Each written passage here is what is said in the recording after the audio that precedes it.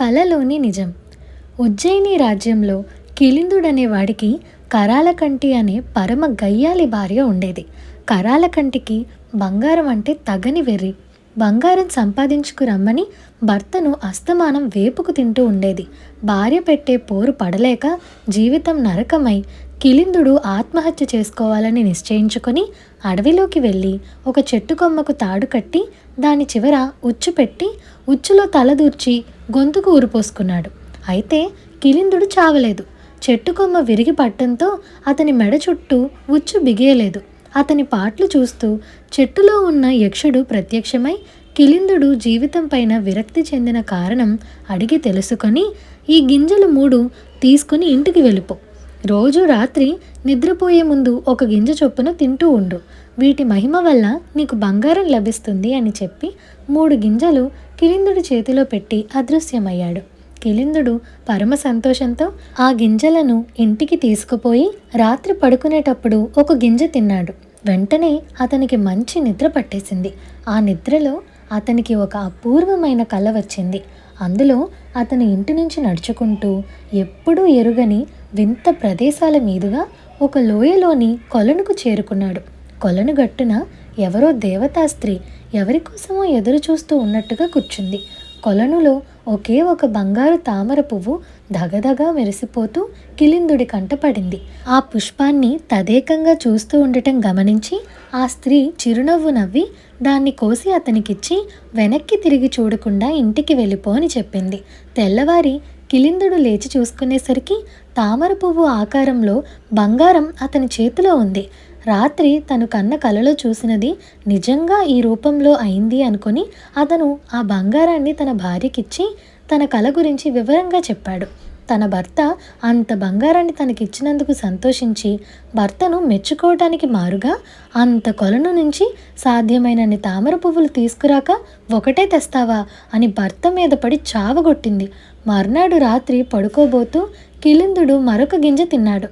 వెంటనే అతని శరీర బాధలన్నీ పోయి సుఖమైన నిద్ర పట్టింది.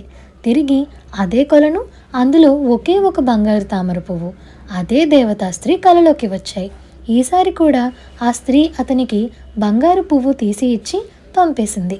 తన భర్త మళ్ళీ ఒక్క బంగారు తామర పువ్వునే తీసుకురావడం చూసి కరాలకంటి పట్టరాని ఆగ్రహంతో భర్తను వీధిలోకి ఈడ్చుకుపోయి పెద్ద గలాట చేసింది. 10 మంది పోగయ్యారు. వ్యవహారం రాజుగారి దాకా వెళ్ళింది. రాజుగారు ఆ భార్యాభర్తలను పిలిపించి, మీరు దేనికి వీధిన పడి కొట్లాడుకుంటున్నారు అని అడిగాడు. కిలిందుడు జరిగినదంతా ఉన్నది ఉన్నట్టుగా రాజుగారికి చెప్పాడు. అయితే రాజు ఆ విషయాన్ని నమ్మాలనుకోలేదు. దాంతో ఆయన కిలిందుడిని పక్కకు పిలిచి ఆ రాత్రి తన వద్దనే ఉండమని చెప్పాడు.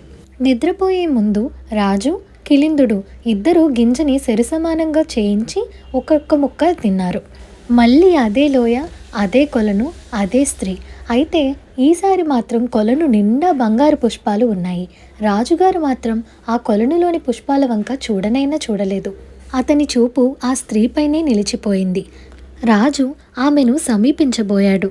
అయితే అందుకు ఆ స్త్రీ అతన్ని వారిస్తూ, రాజా, నేను స్వతంత్రురాలిని కాదు, కావాలంటే ఈ కొలను వైపు చూడు అంటూ కొలనును చూపించింది. ఆ కొలనులో ఎక్కడ చూసినా రాజుకు మాత్రం రక్తం, పాము తలలు కనిపించాయి. దాంతో ఒక్కసారిగా రాజు అదిరిపడ్డాడు.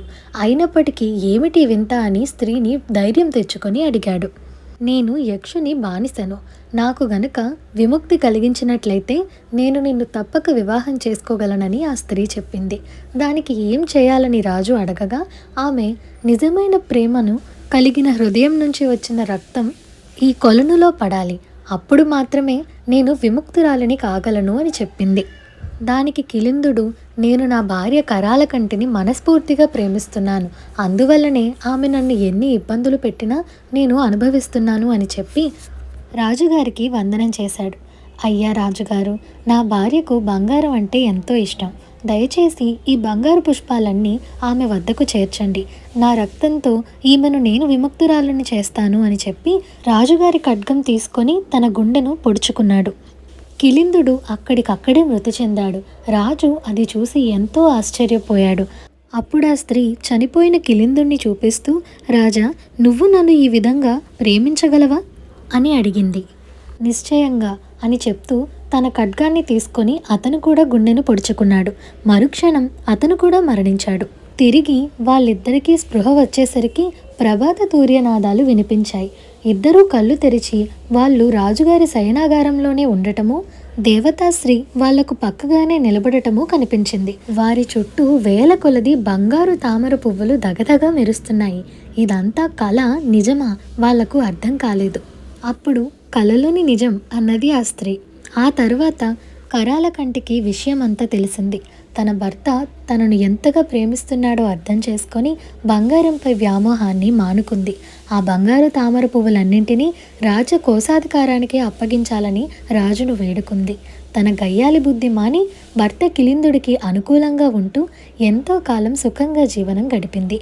రాజుకు దేవతా స్త్రీకి అంగరంగ వైభవంగా వివాహం జరిగింది. ఇదండి ఇవాల్టి కథ. ఈ కథ మీకు ఎలా అనిపించిందో మాకు కామెంట్ సెక్షన్లో చెప్పండి. అలాగే మీకు ఈ వీడియో నచ్చినట్లయితే like, share, subscribe to Priya stories Telugu. Thank you for watching.